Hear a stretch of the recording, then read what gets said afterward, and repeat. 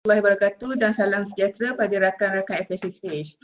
Jangan tak diam, dah 2 minggu dah kita berhari raya kan. So dalam kesempatan ni saya nak mengucapkan salam Aidilfitri dan maaf zahir batin pada semua atas segala salah silap saya lah. Walaupun raya kali ini tak macam raya-raya yang disambut seperti tahun-tahun sebelum, tapi kemeriahannya tetap terasa. Jadi kita kembali ke rutin asal sebelum raya dengan program-program yang dianjurkan oleh fakulti dan salah satunya adalah program santai dari rumah ni lah. Dah siri ke-9. Kalau diimbas dari siri 1, kita terkurung kat rumah, tak boleh ke mana-mana. Ni dah siri ke-9, dah ada yang mula masuk office dan ada juga yang masih bekerja dari rumah lah macam saya ni. Dah tepu sebenarnya duduk rumah ni. Okay, ingin saya recall semula, program santai dari rumah adalah satu program perkongsian buku yang mana ianya akan disampaikan oleh 3 insan terpilih. 3 insan terpilih kita hari ini adalah Cik Ros Iskandar, Puan Suzana dan Puan Sadiah lah. 3 panel ni akan mereview bahan bacaan mereka untuk dikongsikan bersama. Jadi tanpa melengahkan masa, saya Fadila Osman selaku moderator anda pada hari ini. Ya je saya kan.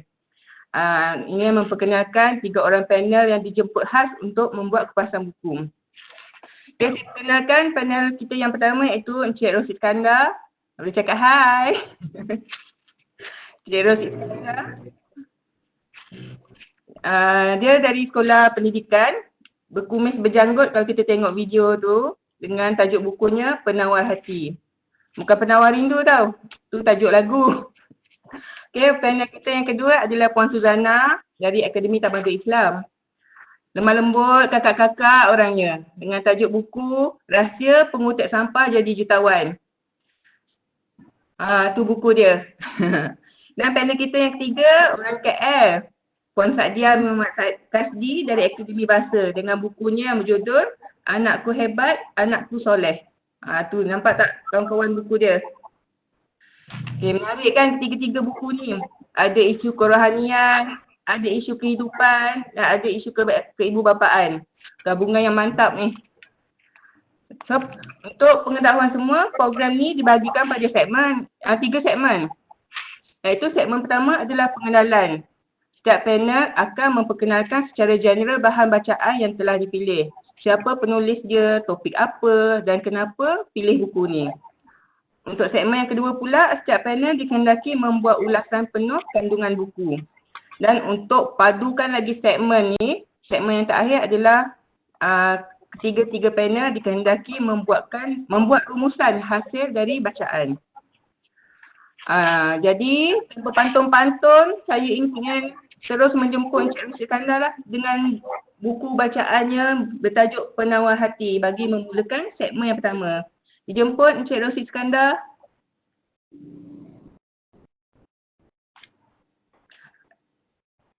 Iskandar, speaker tak on. Mikrofon tak on.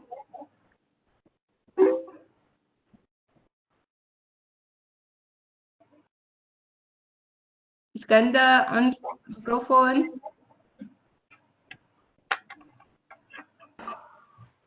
Okay. Okay, Abang Is boleh cakap. Tak dengar. Iskandar, tu bising. Tak dengar.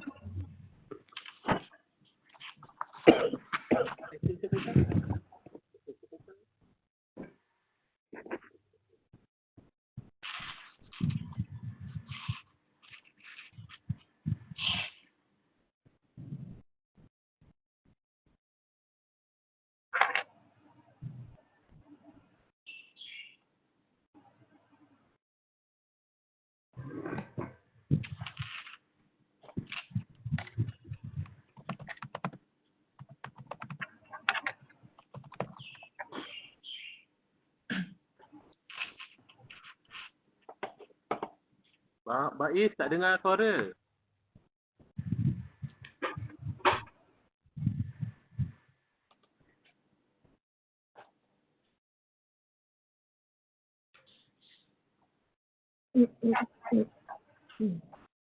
Iskandar tak dengar.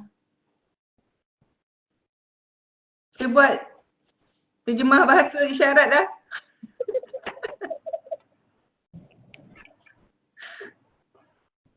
Gini. Faris mana Faris? Faris tolong Iskandar.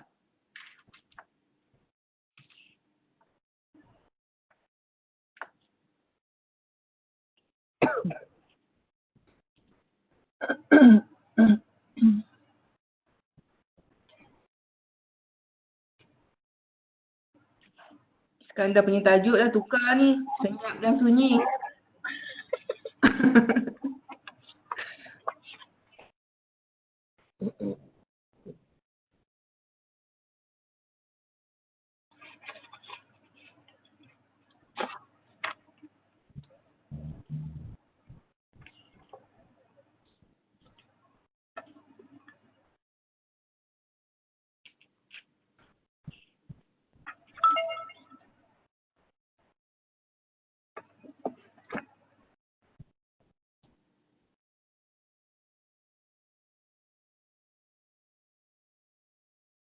Faris, Iskandar punya speaker tu tak bunyilah mikrofonnya.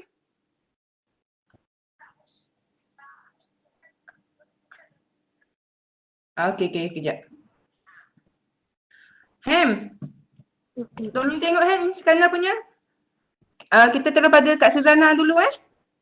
baru masuk Iskandar pula.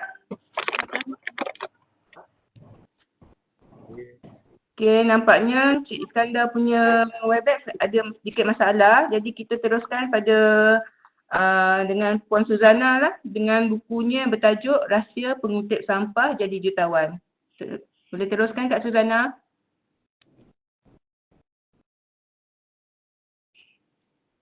Iskandar, stop dulu.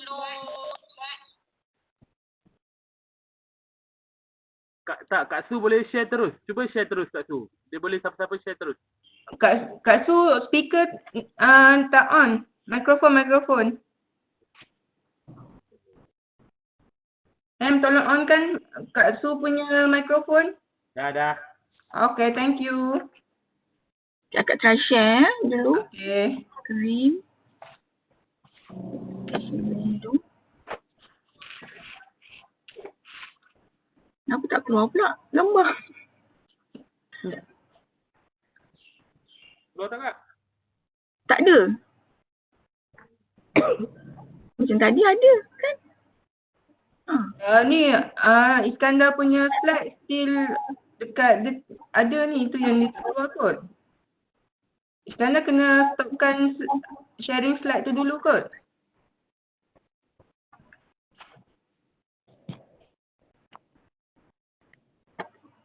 Cakap cuba lagi Oh, Iskandar punya tu. Itulah. Akak share dia akan kejap lepas tu Abang Is tu akan automatik hilang. Masalahnya akak buka screen, share. Tak ada. Yang akak punya tu tak ada. Kalau macam tadi tu ada. Akak apa PowerPoint tu buka tak? Buka. Takkan tak ada kalau PowerPoint tu dah buka. Sekejap.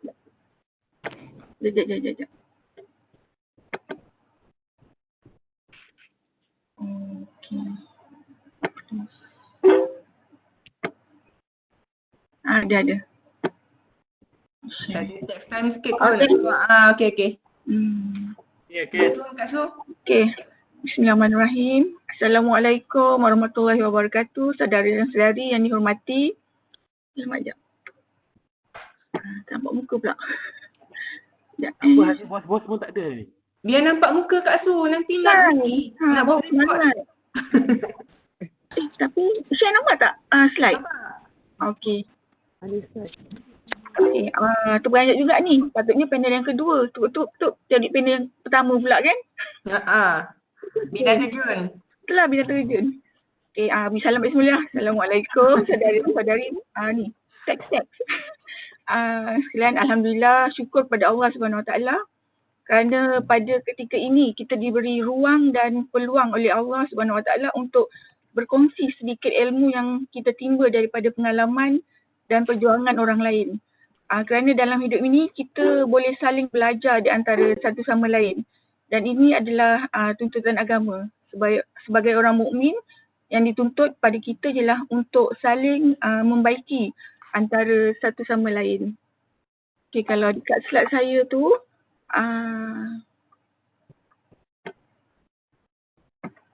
introduction-nya. Buat slideshow. Slideshow. Alright. Cantik slide. Malam tadi. Okay, introduction. Buku ni diterbitkan dan diedarkan oleh Malik Rezeki Enterprise. Mengandungi 294 muka surat. Agak tebal juga. Tapi excited, memang interesting. Penulisnya ialah saudara Ridwan Makta. Dan beliau sekarang ni adalah lecturer di KUIS, Selangor. Harga buku RM35. Macam nak promote pula kan. Berapa kali bayar? Tak, beli online. Tapi masa tu ada diskaun. 20% ke?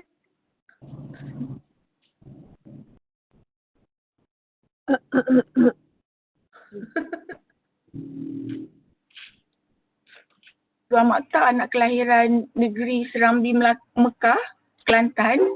Pendidikan awal di Sekolah Kebangsaan Berangan dan Sekolah Menengah Kebangsaan Datuk Gigi Wangsa, Tumpat, Kelantan.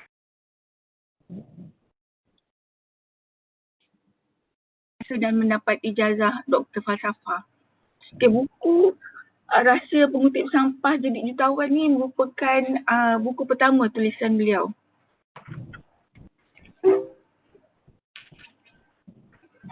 Okay, sinopsis sikit lah, sedikit. Yang buku Rahsia Pengutip Sampah Jadi Jutawan ni menceritakan kisah benar, true story bagaimana seorang pemuda yang dulunya hidup miskin, yang dah dibaki sebagai keluarga yang termiskin dan beliau pernah bekerja sebagai pengutip sampah. Namun akhirnya berjaya menjadi jutawan serta hartawan. Okay, nama beliau ialah Muhammad Azlan Al-Amin yang lahir dari keluarga termiskin di Kampung Tok Raja Besut, Terengganu pada tahun 1987. Beliau juga pernah dibuang sekolah kerana masalah disiplin. Bekerja sebagai pengutip sampah serta bergelumang dengan bau busuk, sisa buangan. Jadi pengalaman maupun kesukaran yang dilalui akhirnya bertukar menjadi suntikan motivasi terunggul untuk beliau melangkah demi mengubah nasib diri dan keluarga. Lalu pada Ramadan 2010, beliau nekat keluar dari rumah dengan hanya berbekalkan wang RM1.30 serta sehelai pinggang untuk mencari peluang baru bagi mengubah kemiskinan keluarga kepada kehidupan yang lebih selesa. Apa yang berlaku seterusnya apabila dalam tempoh kurang setahun beliau berjaya bergelar jutawan dan hartawan. Apa yang berlaku? Okay, untuk ketahui, stay tune, jangan tukar channel. Kita bersambung untuk ulasan pula. Okay. Tu moderator. Thank you. Terima kasih. Okay, terima kasih Puan Suzana. Menarik ni mengenai pengutip sampah jadi jutawan. Sebab yang kita tahu orang yang berusaha tak semestinya berjaya. Tapi orang yang berjaya tu mesti sebab dia berusaha, betul tak? Ya, betul-betul. So, Cik Iskandar punya slide dah okey belum? Wah, cantik motor tu. Okay, saya serahkan kembali pada Cik Rosti Iskandar dengan tajuk bukunya Penawar Hati. Silakan Cik Iskandar.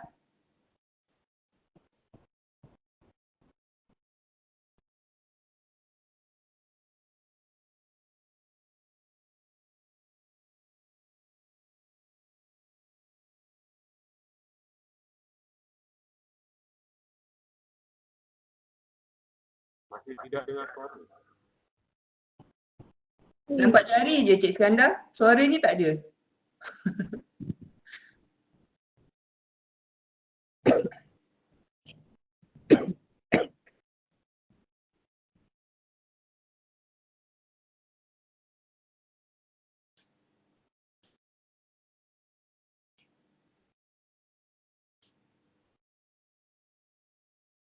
Ham boleh tengok ke setting Iskandar tak? Sebab tadi Faris kata dia dah unmute-kan Iskandar punya speaker tapi macam punya reject gitu. Dah unmute dah.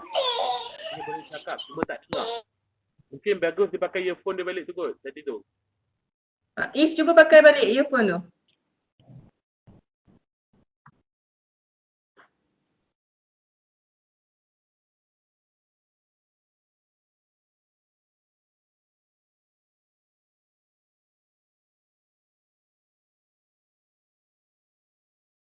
Sama lah, tak dengar juga.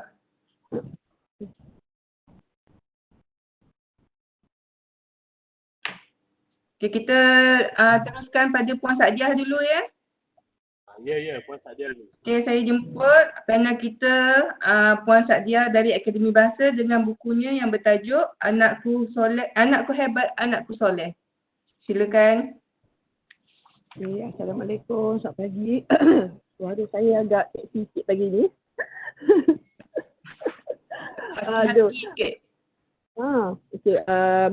Salam Syawal, walaupun kita dalam keadaan COVID, tapi kita bersyukur sebab kita diberi peluang untuk menjalani Ramadan dengan beribadah bersama keluarga di rumah. Walaupun kita tidak seperti biasa. Jadi pagi ni alhamdulillah saya diberi peluang untuk mengongsi buku yang saya rasa pada saya sangat bagus untuk ibu bapa ataupun bakal ibu bapa. Ini berkaitan tentang anakku hebat, anakku soleh. Buku ini ditulis oleh Yang Berbahagia Datuk Dr. Haji Zahazan Muhammad. Beliau merupakan pensyarah di Universiti Islam Antarabangsa Malaysia. Mendapat ijazah sarjana dalam bahasa Arab di Universiti Malaya dan juga selepas itu melanjutkan pelajaran ke peringkat PhD. Beliau berpengalaman dalam memimpin kursus dan membimbing jemaah haji dan umrah bertauliah di Lembaga Urusan Tamu Haji. Buku ini diterbitkan pada tahun 2009, November 2009 oleh Telaga Biru. Kenapa saya memilih buku ini sebagai perkongsian adalah saya rasa buku ini insya-Allah dapat memberi panduan kepada bakal ibu bapa maupun bukan orang yang sudah berkahwin dalam mendidik anak secara lembut dengan kaedah Islam. Dan buku ini pada saya boleh membantu juga keluarga itu lebih bersikap toleransi, bagaimana untuk jadikan anak itu seorang soleh, dan sebenarnya itu adalah bermula daripada keluarga itu sendiri. Saya rasa buku ini perlu dimiliki oleh sesiapa saja dengan harga yang kadang murah, RM34.90. So, hadiah. Buku ini sebenarnya kawan saya bagi semasa saya berkahwin 2017. Terima kasih pada dia sebab banyak bagi buku yang macam ni untuk saya. So, kembali kepada moderator. Okay, terima kasih Puan Sadiah. Sebenarnya sebagai ibu bapa ni, ilmu parenting adalah ilmu pembelajaran seumur hidup bagi kita sebagai parent kan.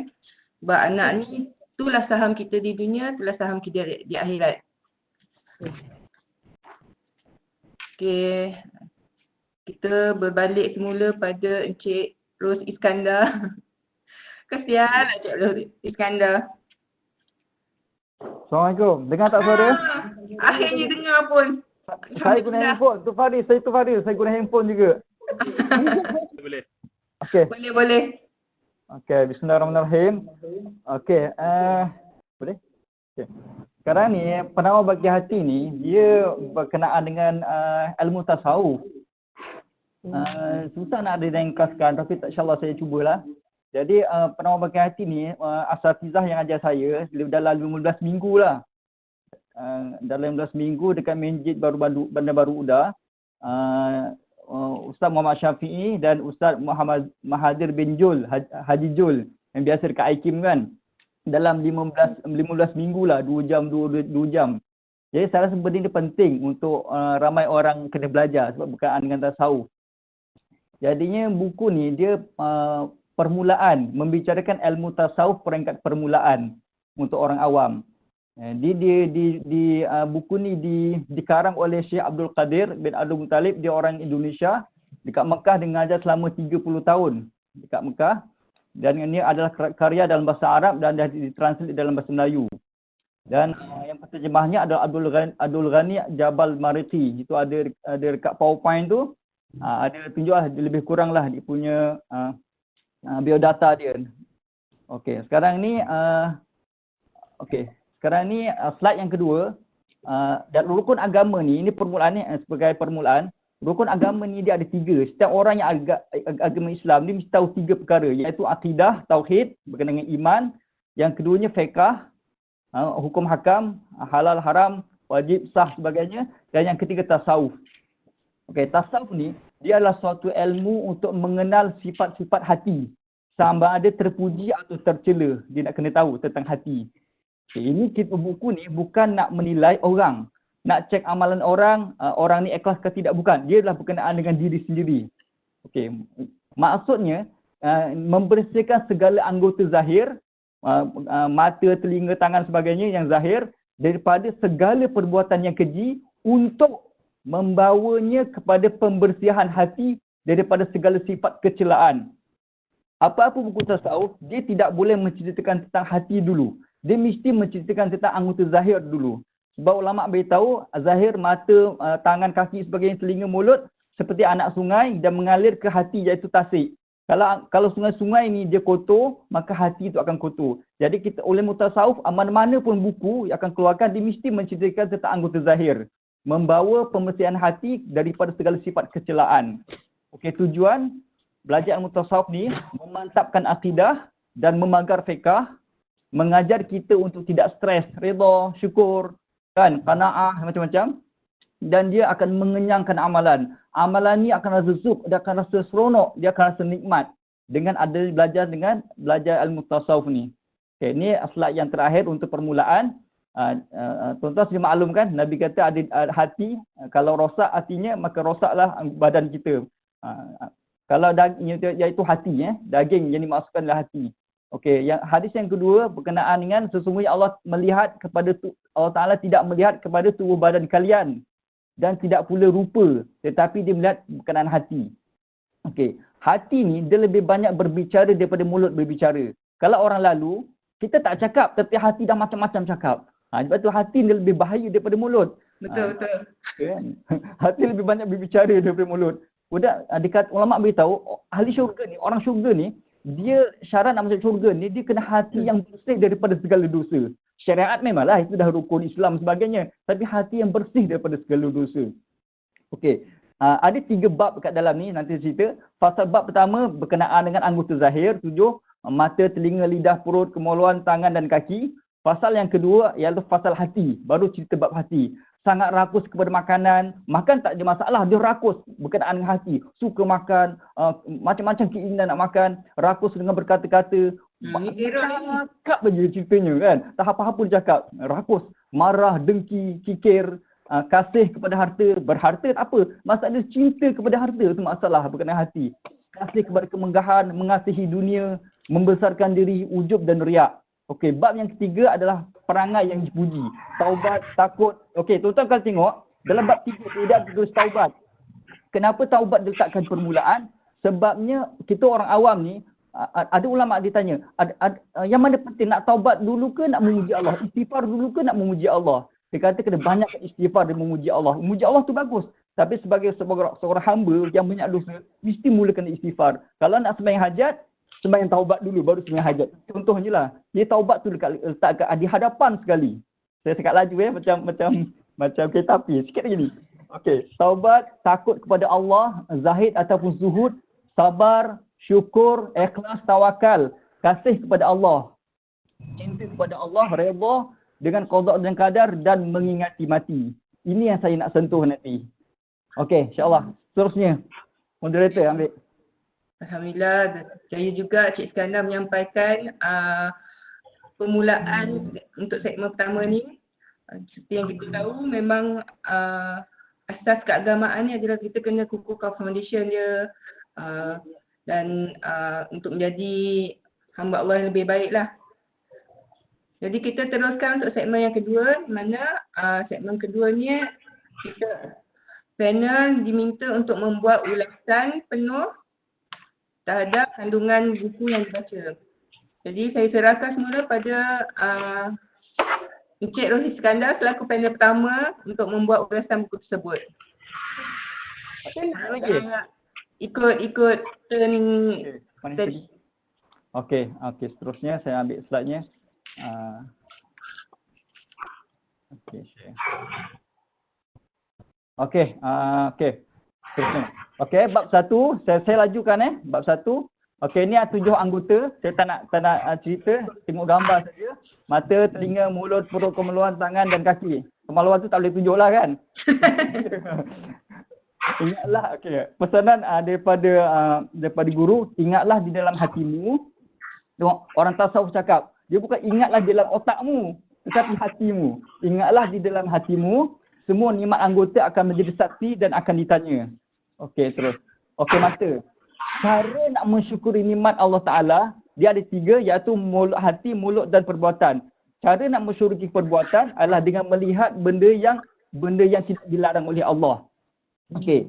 Yang keduanya, aurat dan amrat. Aurat, tuan-tuan sudah maklum, tak boleh tengok. Tapi apa itu amrat?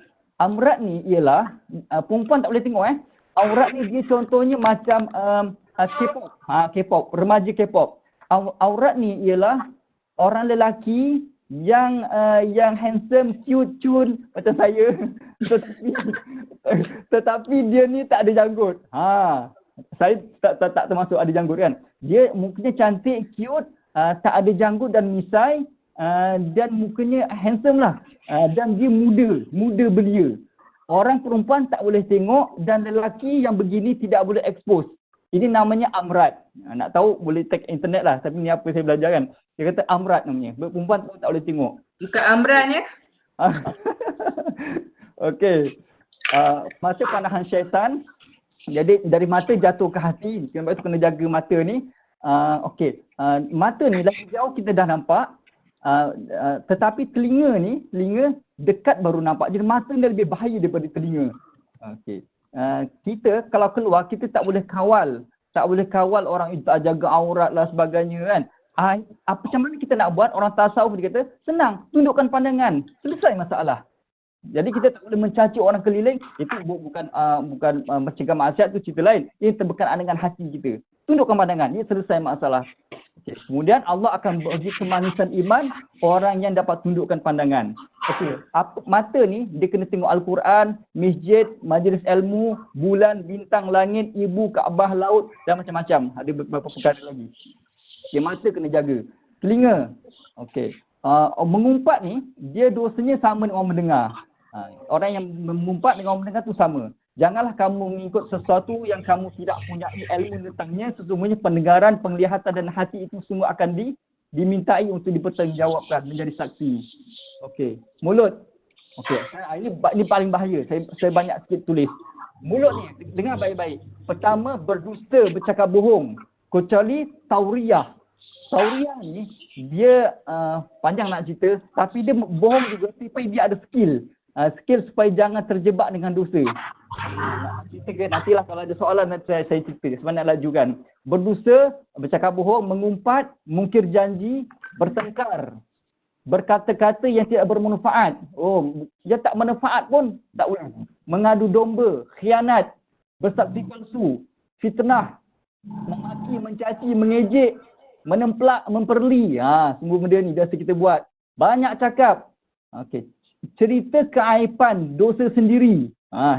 Ini adalah salah satu dosa yang Allah Ta'ala tidak ampunkan. Allah dah tutup keaiban kita, tetapi kita cerita ke orang tentang dosa kita. Jangan buat macam ini. Dosa sendiri tak boleh cerita, apalagi dosa orang lain. Jadi jangan cerita keaiban diri. Meninggi suara. Sekarang saya tinggi suara sebab nak cerita lain. Okey. Berbantah-bantah. Melawak dan macam-macam lawak dan memuji berlebihan. Barang siapa yang beriman kepada Allah dan hari akhirat, maka hendaklah ia berkata baik ataupun diam. Jadi ulama beritahu diam itu pun adalah ibadat, dapat pahala. Okey, perut pula. Perut ni dia akan menyebabkan kelazatan beribadah itu akan berkurangan. Hati akan menjadi keras. dia akan membinasakan kecerdikan. Dan salah satu ulama beritahu, orang mati dia sakit, salah satu banyak dia terlalu banyak dia bersedap-sedapan dengan dunia. Walaupun benda tu halal, tetapi dia bersedap-sedapan. Jadi dia kena belajar susah. Hidup ni kena belajar susah. Okey, teruskan. Kemaluan, barang siapa, Nabi beritahu Rasulullah bagi jaminan masuk syurga orang yang menjaga dua perkara, iaitu sesuatu yang berada di antara dua janggutnya, iaitu misai dan janggut, iaitu mulut, dan di antara dua kakinya, iaitu kemaluan. Jadi aku beri jaminan kepadanya, jaminan memasuki syurga. Barang siapa dapat jaga benda ni. Kemudian tangan dan kaki. Pada hari ini kami tutup mulut mereka dan berkatalah kami tangan mereka dan memberi kesaksian kaki mereka terhadap apa yang mereka dahulu usahakan. Okey tuan-tuan, saya terpaksa cakap laju, tolong fokus, minta maaf lah, bukan nak ajar kan. Sebab banyak sangat slide. Kalau nak cerita ni terlalu banyak di ulasannya. Okey. Jadinya saya rasa short bagi pada orang lain lah. Ada 2 bab lagi. InsyaAllah moderator ada 2 bab lagi. Serahkan kepada moderator. Terima kasih Cik Iskandar. Nampaknya sebagai seorang hamba, kita bukan saja perlu menjaga hati, tapi juga pada anggota-anggota fizikal yang lain. So, kita teruskan pada Puan Suzana untuk segmen yang kedua. Silakan Puan Suzana untuk membuat ulasan tentang buku Pengutip Sampah Jadi Jutawan. Okey, terima kasih Fad. Sama-sama. Okey, untuk bahagian ulasan pula, ni saya cepatkan slide. Slide ni nanti boleh tengok. Okey. Okey, buku ni, buku Rahsia Pengutip Sampah Jadi Jutawan. Ulasan saya buku ni mengisahkan bagaimana seorang pemuda yang tak ada kelulusan yang tinggi, lahir daripada keluarga termiskin di kampung Tok Raja Besut, Terengganu, telah mencuba pelbagai pekerjaan tapi akhirnya menjadi seorang jutawan. Kisahnya amat menarik. Ramai orang yang jadi jutawan, bukan dia saja, bukan Muhammad Azlan Al-Amin ni saja. Di Malaysia ni ramai yang dah jadi jutawan. Tapi uniknya, saudara Muhammad Azlan Al-Amin ni menjadi jutawan bermula daripada pengutip sampah. Kemudian kita lihat bagaimana dia mencuba pelbagai pekerjaan. Okay, beliau pernah masuk ke hutan dengan pakcik. Masa tu sebab ada masalah disiplin, jadi persekolahannya digantung. Jadi dia ikut pakcik dia masuk ke hutan untuk mencari akar kayu dan herba. Jadi beliau ni sangat committed dengan kerjaya dan alhamdulillah beliau dapat semula bersekolah dan menamatkan SPM. Jadi bila dalam baca buku ni ada nilai tarbiyah Islamiah di dalam kisah hidup saudara Muhammad Azlan Al-Amin ni. Walaupun beliau tidak mempunyai kelulusan yang tinggi dan tak berharta, dah tak ada ilmu yang tinggi, tak berharta pula. Tetapi beliau mempunyai seorang ibu yang begitu menitik beratkan pendidikan agama. Kalau baca buku ni memang ada emosional sikit lah, macam tengok Hindustan, memang boleh menitiskan air mata lah. Sebab 2 perkara ibu dia jaga, iaitu tentang solat dan mengaji Quran. 2 tu sebagai tiang. Walaupun mereka susah, miskin, tapi kemiskinan dan kesusahan itu tidak mendorong beliau ni melakukan perkara-perkara yang negatif. Dia tak rasa hina diri, tak rasa ketinggalan, tetapi terus bersemangat. Beliau tak mempunyai kelulusan tinggi bukan kerana beliau tidak belajar, tapi kerana dia tidak mendapat suasana yang kondusif ataupun sarana yang dapat dia menimba ilmu dengan baik. Bayangkan ketika di bangku sekolah lagi, bayangkan beliau masa bangku sekolah lagi, beliau dah memikirkan bagaimana untuk menyara keluarga. Okay, lepas SPM, ketika anak-anak muda sekarang ni yang merasakan selepas exam SPM boleh enjoy. Tapi sebaliknya bagi beliau, jika berpeluang untuk melanjutkan pelajaran, bagaimana untuk mencari perbelanjaan tu. Jadi dalam buku ni kita dapat lihat siapa mentor-mentor saudara Muhammad Azlan Al-Amin ni.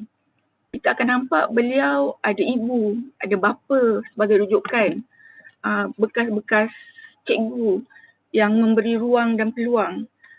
Beliau juga menjadikan orang-orang agama, ulama-ulama, ustaz-ustaz, syekh-syekh yang mana memberi bimbingan rohani kepada dia.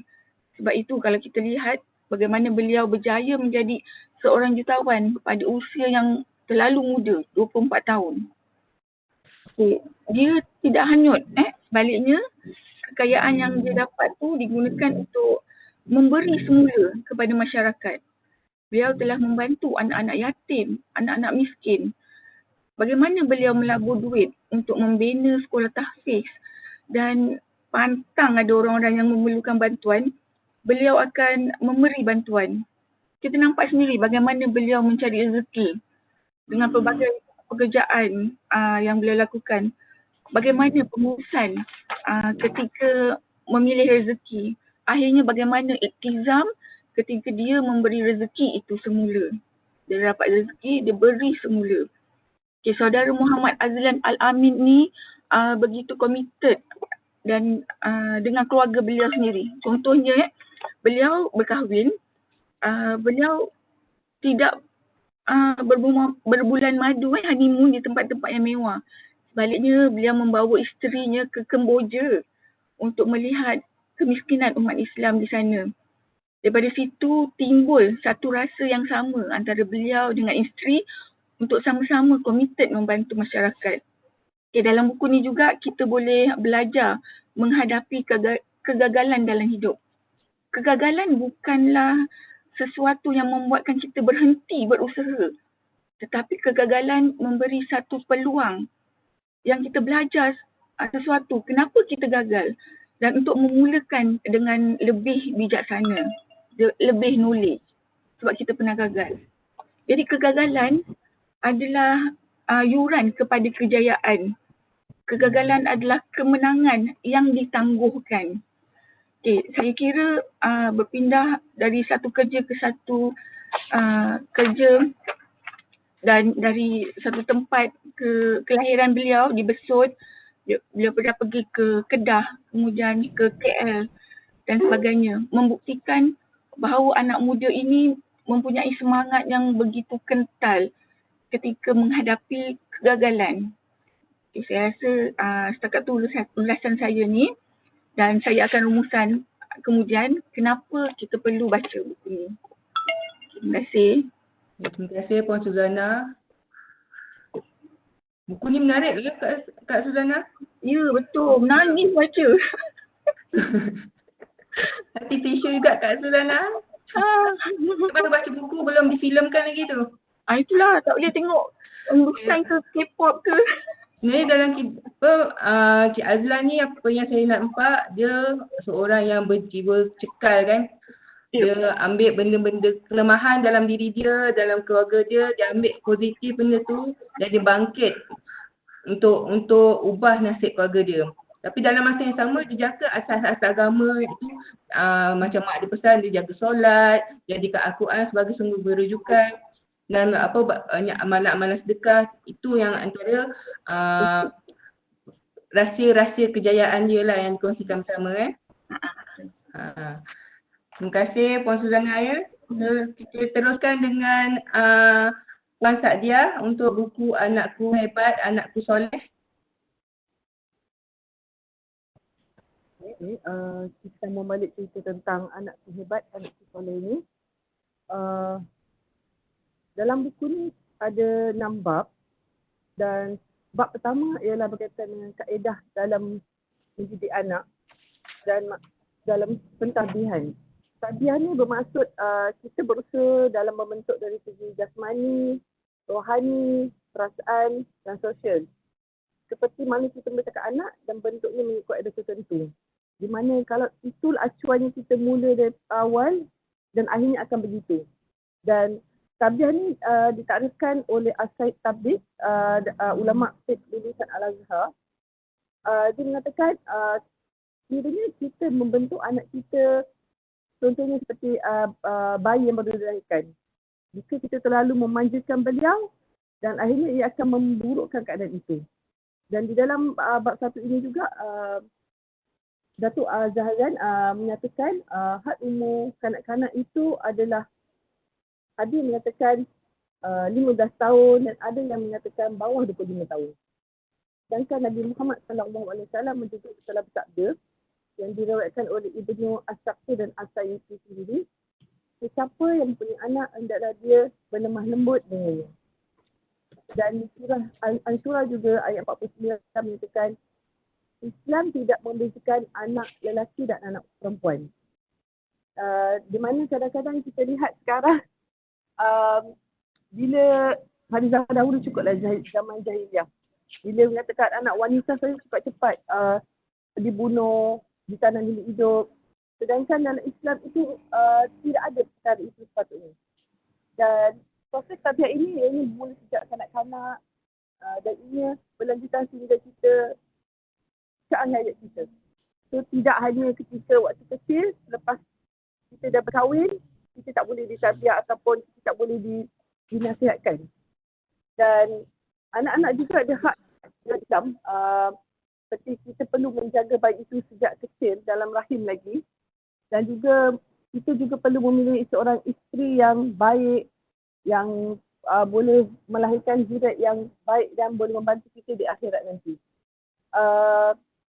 Dan tabiat ada 3 prinsip, iaitu sebelum 2 tahun, seperti yang dikatakan oleh Ustaz Zahazan.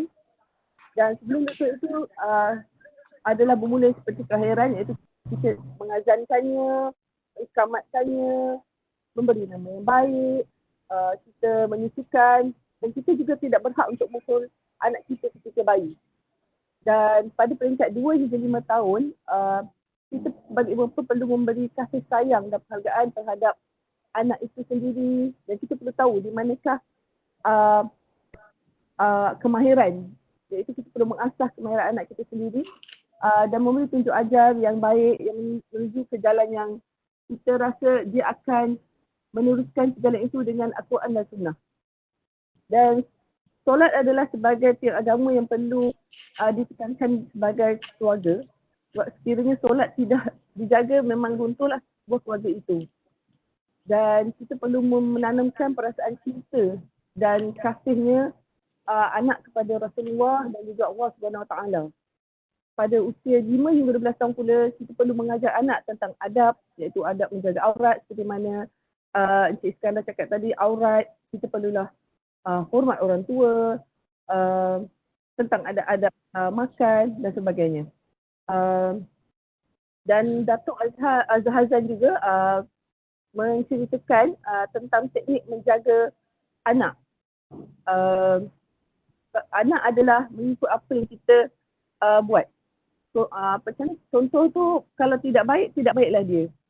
Jadi anak-anak perlu diberi pengajaran dan nasihat berkaitan cintakan Al-Quran dan juga memahami Al-Quran itu sendiri.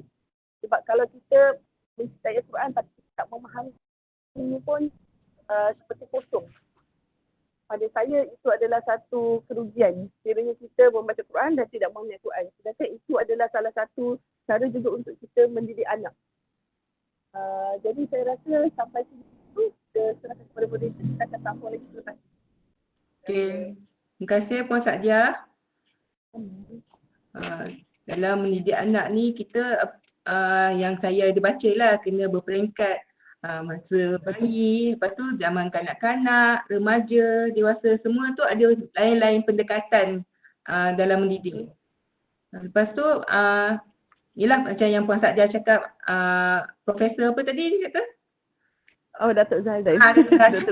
Anak tu memang cerminan ibu bapa lah. Kalau kadang-kadang apa yang kita ajar ni dia tak ikut pun. Tapi apa yang kita buat itulah yang dia akan ikut.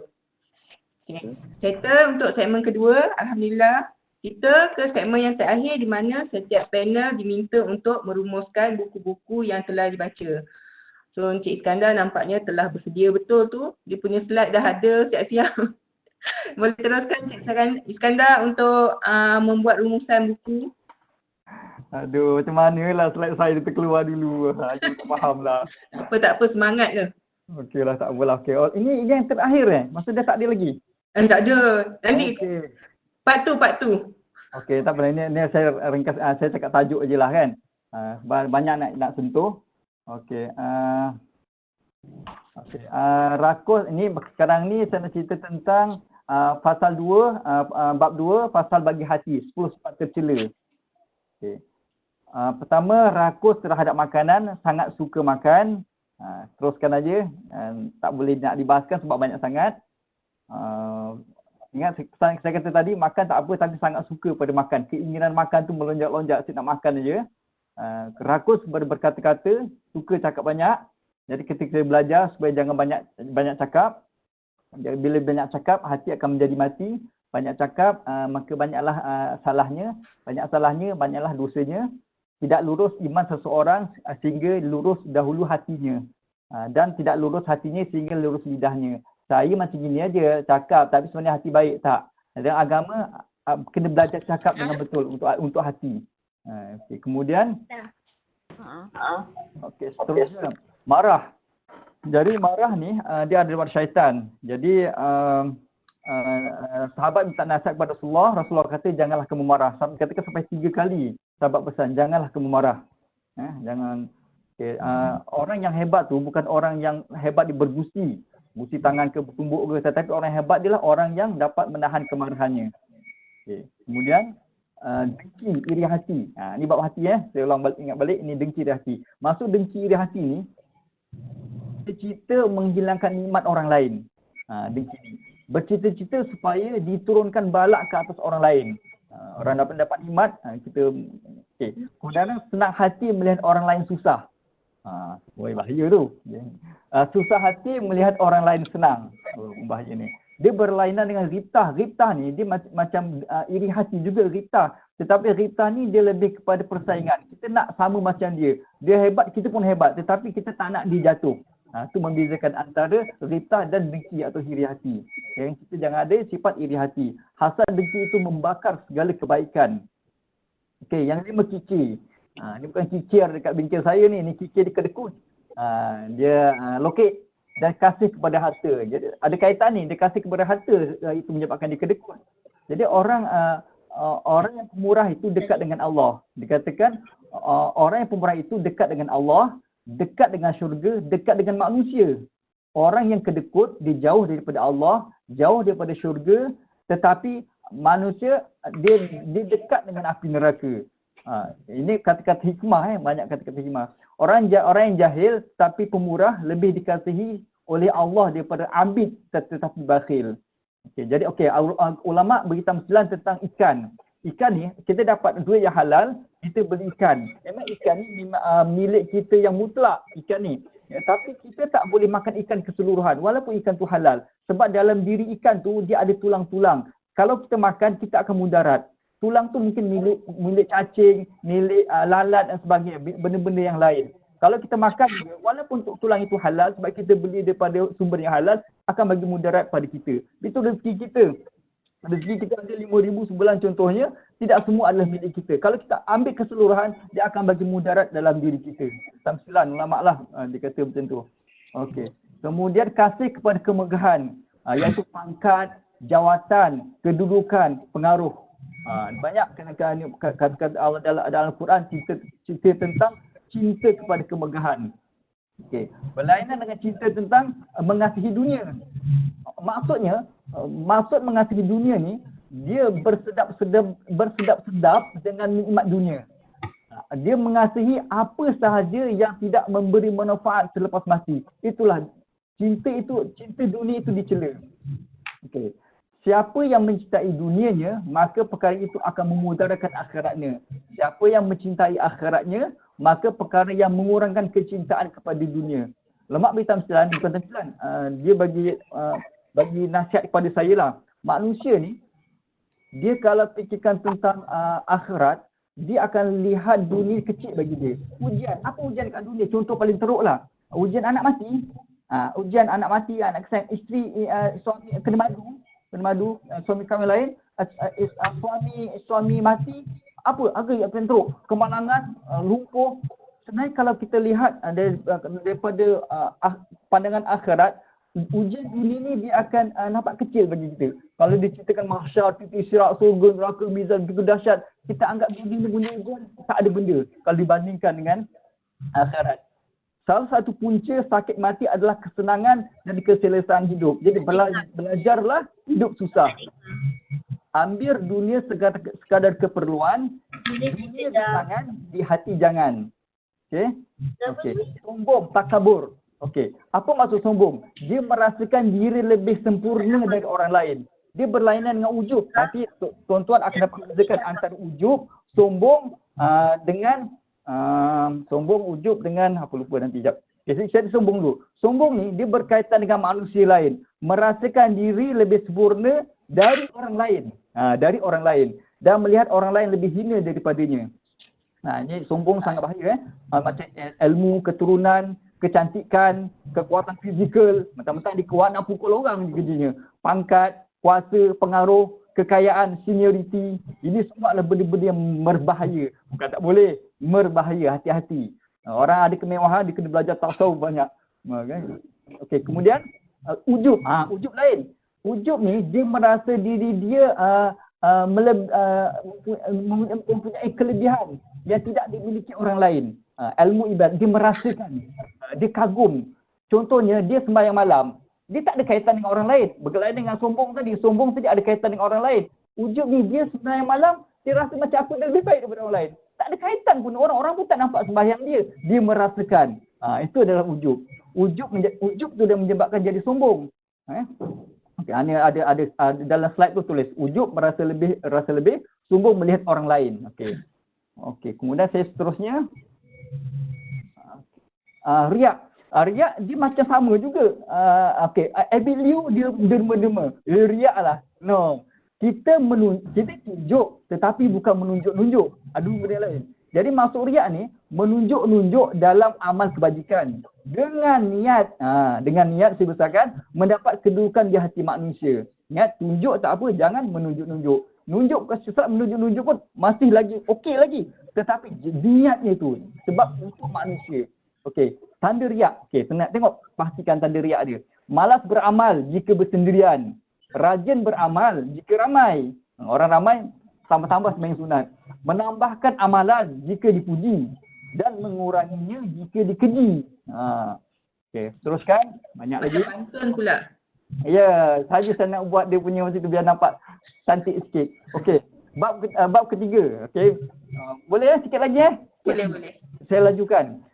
Tolong fokus sebab ni minta maaf lah saya tak boleh olah dalam masa 15 perjumpaan dengan 2 jam ulasan daripada ustaz, jadi susah nak dia cerita. Sebab hati ni dia kena cakap pelan-pelan, dia tak boleh keras macam ni. Ini tak mencerita. Dia tak kena. Tasawuf dia tak kena kaedah macam ni. Minta maaf lah. Ini berkenaan dengan buku je lah. Okey, sifat-sifat terpuji. Okey, taubat. Okey, tak boleh teruskan. Taubat. Okey, taubat dia 3, menyesal, meninggalkan, bercita-cita tidak kembali, baru taubat. Wajib disegerakan. Taubat wajib disegerakan. Satu kesalahan manusia, dia merasakan ada lagi masa untuk bertaubat. Ini kesilapan saya, kesilapan kita. Ada lagi masa untuk bertaubat. Itu ada satu kesilapan yang kita kena buang.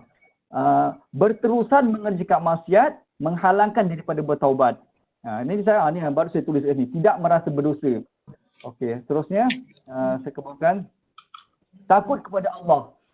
Takut kepada merasa tidak tenteram. Takut ni, patut Allah ni tak boleh takut. Allah ni kekasih kita. Dia telah beli kita daripada kecil, daripada sampai kita besar. Allah bagi rezeki kesihatan, Allah bagi kecantikan, Allah macam-macam soal Allah bagi kita. Lebih daripada mak kita sendiri kan. Mak tu asbab dia, Allah Ta'ala bagi kita macam. Lepas tu kita cinta, sayang. Tapi kenapa dia takut? Apa maksudnya? Perasaan tidak tenteram dan bimbang terhadap sesuatu yang tidak disukai oleh Allah. Mereka takut, jangan Allah tak suka, sentiasa je. Dahulukan yang akan datang, dahulu dan akan datang, kita risau dan berhati-hati. Takut mengikut tahap kenal. Kalau kita lebih kenal pada Allah, kita akan lebih takut. Kita tak diceritakan oleh kehebatan sultan. Jadi kita pun tak rasa takut sangat. Tapi sultan ni kita cerita kehebatan dia, maka kita rasa takut. Jadi kita kena banyak cerita tentang kehebatan Allah Ta'ala, maka kita akan rasa lebih berhati-hati. Sebenarnya orang yang takut kepada Allah dalam kalangan hamba-Mu hanyalah orang yang berilmu. Jadi kita kena belajarlah menini. Teruskan, zuhud. Okey, apa maksud zuhud? Ada orang ni, dia naik motor buruk kan.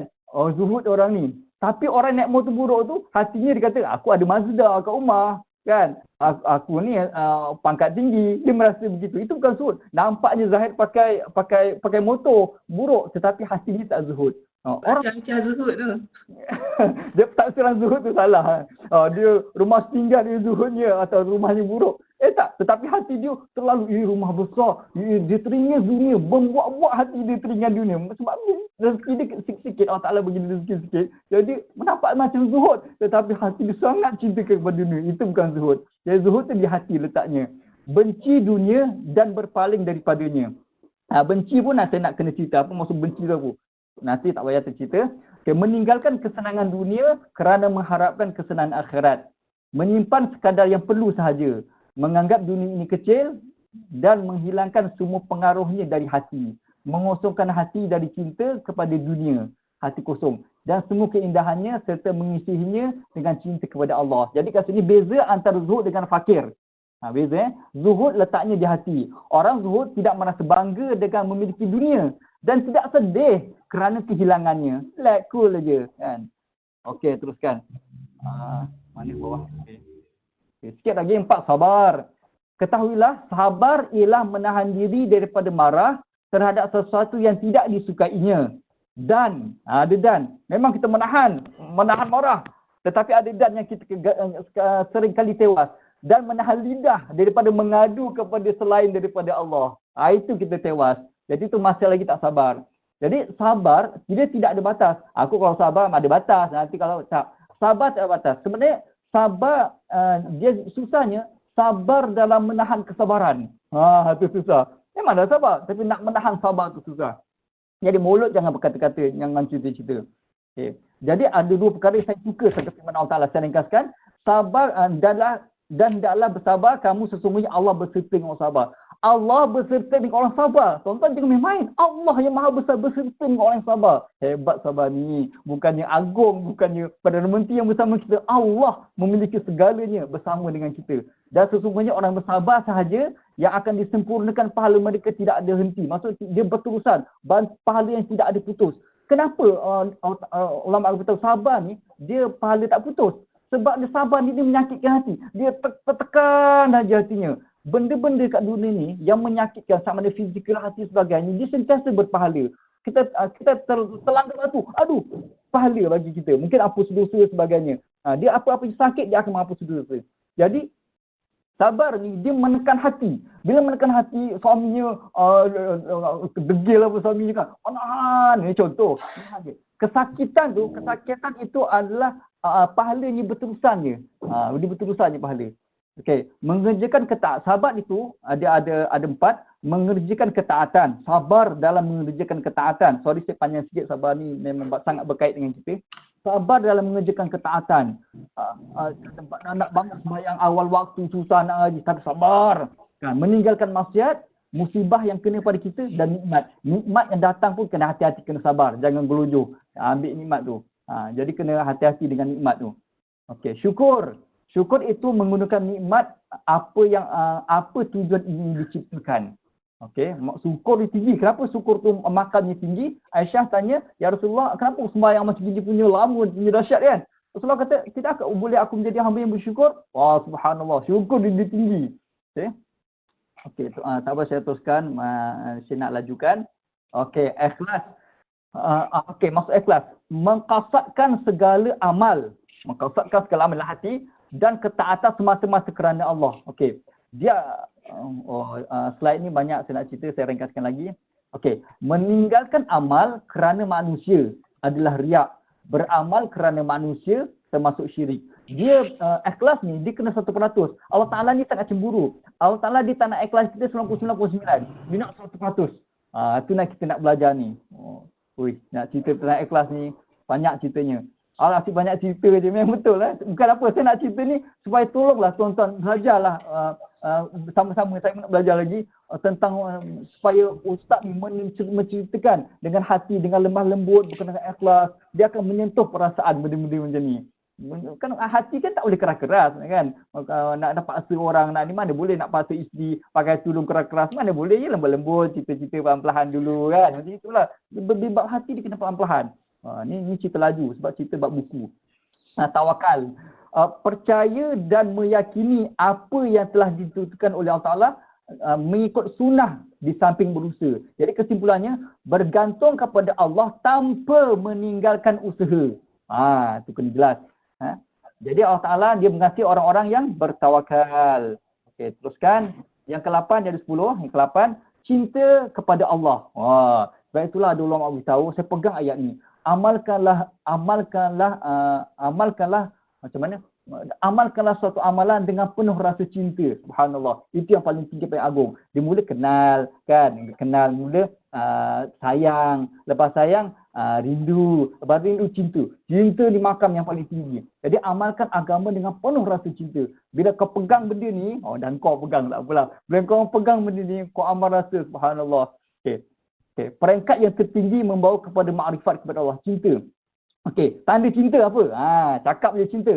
Pertama, sama ada cinta makhluk ke, cinta siapa. Tapi ini tanda orang bercinta. Orang yang bercinta macam saya yang tahu apa itu cinta.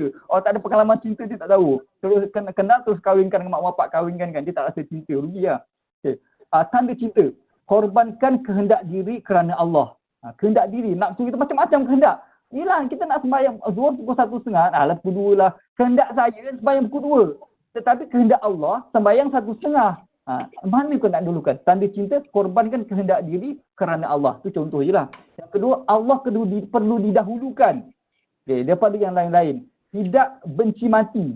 Kita takut mati. Sahabat semua, suara sebelah dia tak benci mati. Jadinya, dia tidak membenci mati. Kemudian redha atas ketentuan Allah Ta'ala dan tidak kasih dunia. Ambil dunia sekadar keperluan saja. Okey. Satu lagi yang kita nak kaitkan dengan cinta pada Allah, nak ukur macam mana hubungan kamu dengan Allah. Nak tahu tak macam mana hubungan kamu dengan Allah? Lihatlah bagaimana hubungan kamu dengan Rasulullah. La ilaha illallah Muhammad Rasulullah. Dalam amalan satu hari seharian tidak ada amalan sunnah. Bukan ikut perintah Allah, itu satu hal. Amal sunnah, dia sangat berkaitan. Jadi lihat bagaimana hubungan kamu dengan Rasulullah. Itulah tanda cinta kepada Allah Ta'ala. Okey, teruskan. Okey, yang 9 sikit lagi. Redha dengan takdir. Redha pemberian dari yang dicintai. Redha bukan berarti tidak merasa sakit.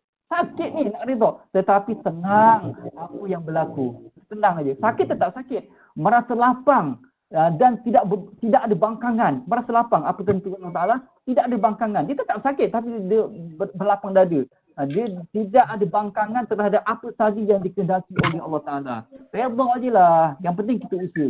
Okey, itu je. Ingat yang penting kita usaha. Okey, 10 lah. Mengingati mati. Okey.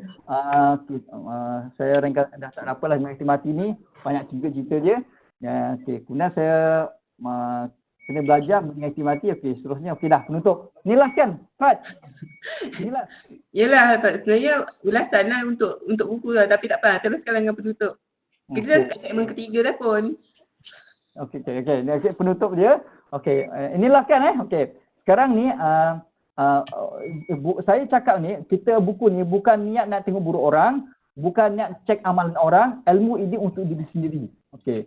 Kemudian kebincangan orang untuk ilmu adalah bertambah ilmu semakin nampak buruk orang. Hati-hati. Kita belajar ilmu, kita akan nampak buruk orang. Itu kena hati-hati. Bertambah ilmu, merasa diri lebih baik. Itu syaitan. Hati-hati. Jadi, dia rencananya ilmu bertambah, kita makin tunduk. Okay. Ini satu lagi kita hikam. Tonton tolonglah cari ustaz belajar kita hikam. Saya belajar, saya habis juga belajar kita hikam ni. Sangat kata-kata hikmah para ulama. Kata-kata hikmah. Jadi itu je lah. Saya doakanlah semoga tuan-tuan sama-sama dapat belajar dengan saya. Banyak lagi benda kita nak belajar. Dan nak belajar baiki diri. Okey, terima kasih. Okey, terima kasih Cik Iskandar. Memang kalau nak ikutkan masa memang tak cukup lah dengan topik penawar hati ni. Tapi apa yang boleh saya simpulkan, itu benda yang paling kita kena jaga adalah hati. Sebab bila kita jaga hati tu, kita takkan ada, kita akan lebih bersifat perhambaan. Kita takkan kedekut, kita takkan kasihkan dunia, kita takkan sombong. Dengan jaga yang asas lah, jaga betul-betul hati, insya-Allah benda lain akan terjaga dengan izin Allah, insya-Allah. So saya serahkan pada Puan Suzana untuk buat rumusan buku. Kalau boleh ringkaskanlah untuk memanfaatkan baki-baki masa yang tinggal ni. Silakan Puan Suzana. Terima kasih Fat. Okay, saya cuba seberapa ringkas rumusan. Jadi, saya sangat mengesyorkanlah untuk membaca buku Rahsia Pengutip Sampah Jadi Jutawan, The Amazing of Sedekah, Membongkar Rahsia dan Kunci Kejayaan. Itu saudara Muhammad Azlan bin Al-Amin. Kerana buku ni bukan mengajar kita untuk jadi jutawan, bukan untuk mengajar kita jadi jutawan. Walaupun ada kisah bagaimana saudara Muhammad Azlan Al-Amin ni menjadi jutawan, buku ni memaparkan bagaimana kita tidak menyerah semata-mata kepada takdir. Takdir daripada Allah Subhanahu Wa Taala. Kita terima, kita berdamai dengannya. Tapi bagaimana kita menguruskan takdir itu dengan takdir yang sebaik-baiknya. Jadi kita lihatnya dalam buku ni bagaimana konten Kak Su tak keluar tak ada slide. Okey. Nak ke? Boleh kalau ada. Itu Kalau tak ada apa? Kalau ada tunjuk je. Alamak dah tutup lah. Tak apa, teruskan lah. Okey. Kat mana tadi dah lupa dah. Sorry. Oh, tadi yang pasal takdir okey. Takdir. Okey, saudara Muhammad Azlan ni dia berdamai dengan takdir. Tapi pada masa yang sama, beliau mengurus takdir itu dengan sebaik-baiknya. Dan akhirnya dengan doa, dengan usaha dan tawakal dan pengharapan kepada Allah SWT, dia berjaya menjadi seorang jutawan. Satu lagi yang saya dapat daripada buku ni ialah ramai orang boleh kaya, tapi kadang-kadang tidak pandai menguruskan kekayaan tu. Dalam buku ni saya dapati memang beliau menguruskan kekayaan itu kerana kekayaan pada diri beliau bukan dianggap sebagai anugerah, tetapi sebagai satu amanah. Dalam harta yang dimiliki, dalam harta yang dicari, ada hak-hak orang lain yang perlu dikembalikan. Okey, saya rasa setakat ni yang dapat saya kongsikan, dan selebihnya boleh dapatkan buku ni macam saya beli ni ke online dengan Book Cafe. Kalau nak pinjam pun boleh, beritahu awal-awal sebab saya pun dah baca. Ada juga ilustrasi gambar-gambar, memang seronok lah. Jadi pengajaran yang tersurat dan tersirat dalam buku ni kita dapat aplikasikan. You are what you read. Okay, mudah-mudahan apa yang kita baca ni dapat membentuk diri kita sehingga kita menjadikan harta di dunia ni sebagai alat terjalan akhirat. Itu je. Terima kasih. Terima kasih Puan Suzana atas ulasan dan rumusan yang telah dibuat. Dan tanpa melengahkan masa, saya serahkan pada Puan Sadia untuk membuat rumusan terhadap bahan bacaan beliau. Silakan Puan Sadia. Saya cuba untuk merumuskan. Okey.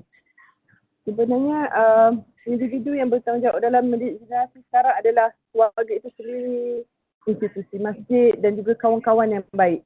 Dan kita perlu juga tahu bahawa kesan TV itu sendiri memberikan efek dan impak pada anak-anak kita.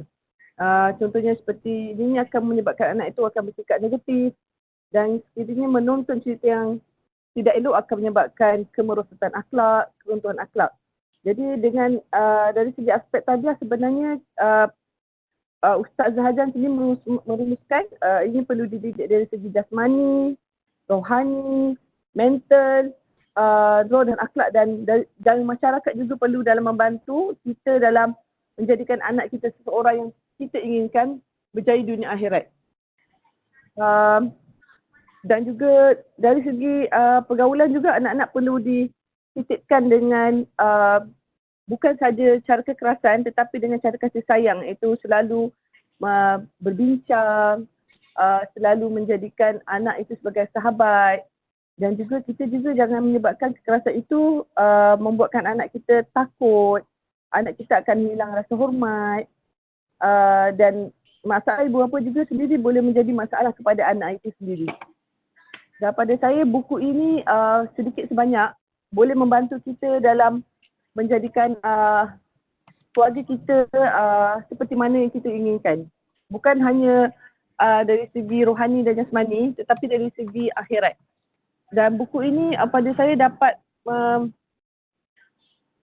membantu keluarga, mungkin tak semudah mana yang kita fikirkan. Untuk mendidik anak sekian. Macam Kak Fat kata, kadang-kadang apa yang kita buat anak kita takkan ikut pun sebenarnya. Betul tak? Betul. Jadi pada saya mendidik itu takkan habis sebenarnya. Dan pelbagai pengaruh, cabaran dalam mendidik anak, dan kadang-kadang kita pun terperangkap dengan apa yang kita ajar anak.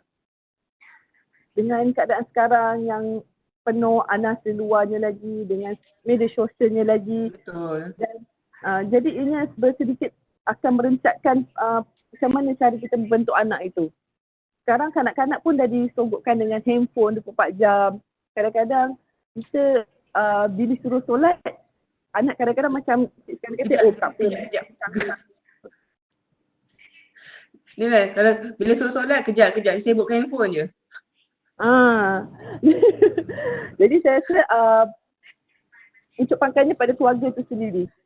Keluarga perlu lebih menekankan pendidikan agama, solat, mengaji, mengamalkan sunnah-sunnah Nabi, dan sekiranya bukan kita tak boleh menuntut ilmu dengan orang luar, boleh saja bila-bila masa. Macam saya kata, dia sedang belajar ilmu tasawuf. Jadi kita pun tak boleh tak belajar pun benda-benda yang berkaitan dengan kekeluargaan ini. Di masjid surau pun kadang-kadang ada saja ceramah yang boleh bantu kita mendapatkan ilmu secara mudah dan senang. Jadi pada saya tak semestinya pada buku sajalah. Kita sendiri boleh membantu diri kita untuk membantu keluarga kita juga. Jan, terima kasih. Okey, terima kasih Puan Sadia. Ni kalau ikutkan masa tak cukup sejam untuk ulasan berkenaan kerohanian, pasal kehidupan dan keibubapaan, benda yang memang kalau nak kupas tu kena khusus 1 hari kot. Tapi alhamdulillah dah semester semua, kita dah selesaikan ketiga-tiga segmen. Jadi sekiranya saya memberi ruang lah pada rakan-rakan untuk mengemukakan soalan atau mungkin ada cadangan, ada penambahan daripada ulasan buku panel-panel kita. Siapa ada nak kemukakan cadangan atau apa-apa je bolehlah kemukakan pada panel kita. Tak tengok habis ni dulu. Apa Saya nak tanya moderator. Tak boleh tanya moderator. Soalan kemukakan pada panel ya. Nanti nak mohon Encik Iskandar sharekan slide tu ya. Okey, nanti Encik Iskandar sharekan slide ya. Biasanya memang setiap panel akan share slide dia lah. Nanti akan diedarkan. Ada lagi tak? Ada siapa-siapa nak buat pertanyaan?